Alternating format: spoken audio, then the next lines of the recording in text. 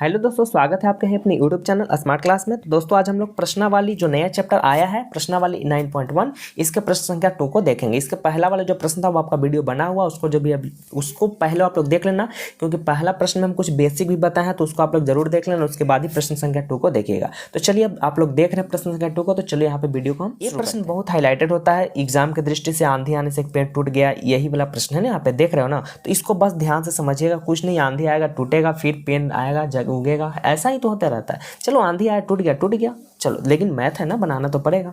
क्या था, आंधी आने से एक पेड़ टूट जाता है और टूटा हुआ भाग इस तरह मुड़ जाता है कि पेड़ का शिखर जमीन को छूने लगता है और इसके साथ 30 डिग्री का कोण भी बना देता है। तो पेड़ के पाद बिंदु की दूरी जहां पेड़ का शिखर जमीन को छूता है 8 मीटर है। तो पेड़ की ऊंचाई ज्ञात करें। बोल रहे सर क्या आप पढ़ गए? पढ़ने तो हमें भी आता, बट अब बताओ ना सही। हाँ बिल्कुल बताएंगे ही, पढ़ने से तो कुछ समझ में आया नहीं होगा, बस अब स्टेप बाय स्टेप पढ़ेंगे और स्टेप बाय स्टेप फिगर बनाएंगे। जो बच्चे फिगर बनाना सीख गया तो मैथ 100% बनेगा, बट बच्चों से फिगर ही नहीं बनता और फिगर को ही तैयार करना है। फिगर तैयार कर लिए तब कोई दिक्कत नहीं। तो फिगर देखो कैसे तैयार करेंगे। आंधी आने से एक पेड़ टूट गया, इसका मतलब कि पहले से तो एक पेड़ होगा।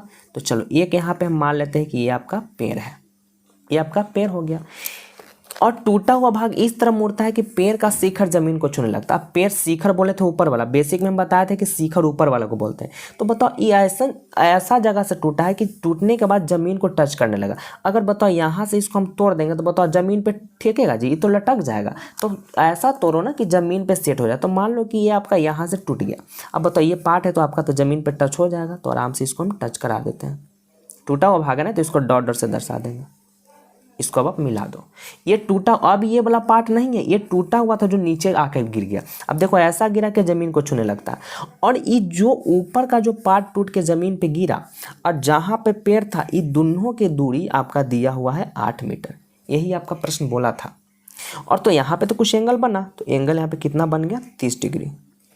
ठीक है, बस यही था। तो क्या पूछ रहा है? तो पेड़ की टोटल ऊंचाई, ये पेड़ टोटल कितना ऊंचा था यही आपसे पूछ रहा है। तो कुछ नहीं, यहाँ पे आप मान लो A B C और यहाँ पे मान लेते हैं D। ठीक है, अब बाकी काम क्या है? लिखने वाला। चलो इसको हम लिख लेते हैं। और हाँ, लिखने से पहले ये भी समझ जाओ कि पेड़ तो पूरा हो गया, तो पेड़ को एक्स वाई तो कुछ मानेंगे।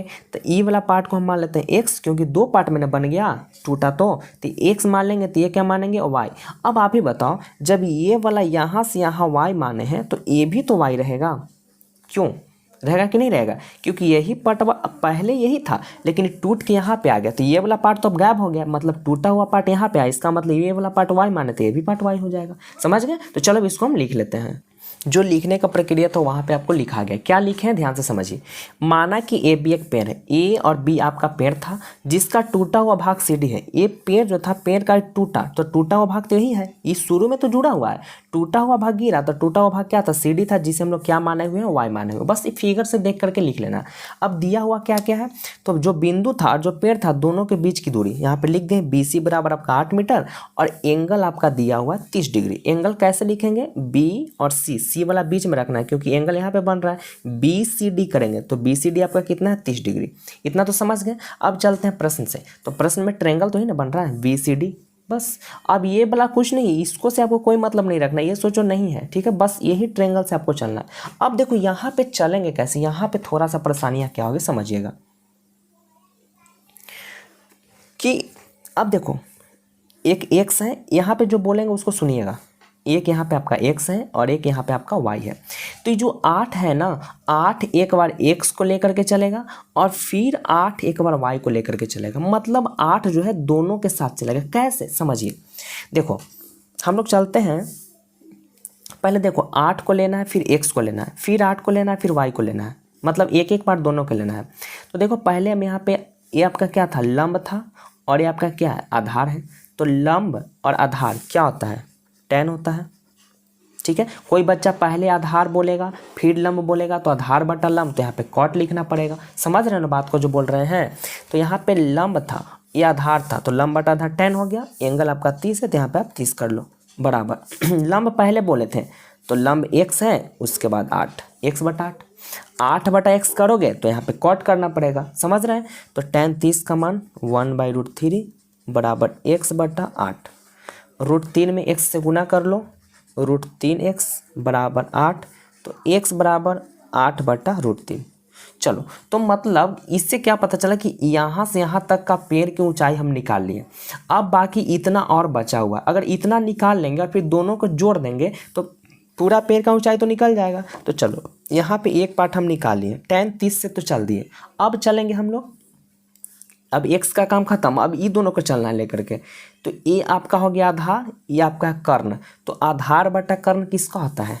कॉस का होता है। तो कॉस ले लेंगे और एंगल तो 30 है, होता है ना। तो क्या आधार बटा कर्ण बोले थे, तो आधार आपका 8 है, कर्ण आपका y है। जो पहले सोचेगा कि पहले हमको कर्ण लेना है फिर आधार लेना है, तो वहाँ पे आपको सेक करना पड़ेगा। ठीक है, ये बात आप लोग जरूर ध्यान देना। अब देखो cos 30 का मान कितना होता है? √3/2 होता है, बराबर 8/y। √3 में y से तो √3y और 8 दूना का 16, तो y बराबर हो गया 16/√3। अब बताओ, x का भी मान आ गया, y का भी मान आ गया, तो पेड़ की ऊंचाई क्या है? x और y दोनों जुड़ जाएगा तो पेड़ की तो ऊंचाई निकलेगा। तो लास्ट में क्या हम लोग लिखेंगे? अतः पेड़ की कुल ऊंचाई,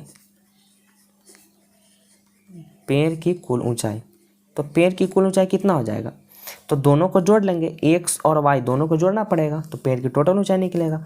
तो x है 8/√3 और y है 16/√3।